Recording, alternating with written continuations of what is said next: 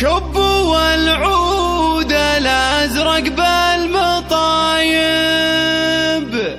وصبوا الكيف الأشقر للحبايب، ورحبوا بالضيوف وبالقرايب. مرحبا عند أم تركي الكريمة.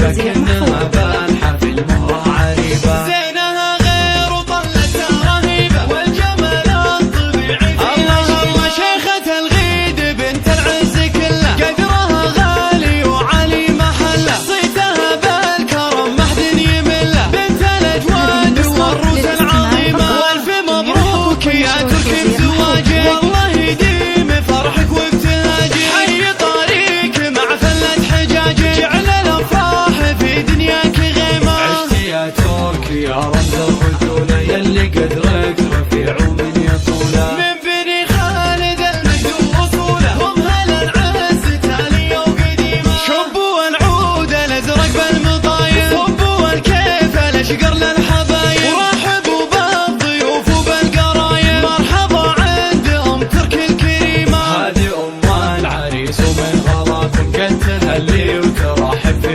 لفاكم. ألف مرحب وحي الله خطاكم، زدتوا بقدومكم شاركوا أم تركي في سعدها، ولأجلها بارك وفرحة ولدها، فرحة الليلة وفت في وعدها، ربي يسعدها والفرح يديمها. أم تركي يا ظلت بهيبك، إنها بانحة في المرة عريبة، زينها غير وطلتها رهيبة، والجمال الطبيعي فيها الله. شيخة الغيد بنت العز كله، قدرها غالي وعلي محله، صيتها بالكرم ما حد يمله، بنت الأجواد والروس العظيمة. والف مبروك يا تركي بزواجك، والله يديم فرحك وابتهاجك، حي طريق مع فلة حجاجك، جعل الأفراح في دنياك غيمة. عشت يا تركي يا رمز الرجولة، يلي قدرك رفيع ومن يطوله، من بني خالد المجد وصوله، هم هل العز تالية وقديمة. 05-30-32-48-66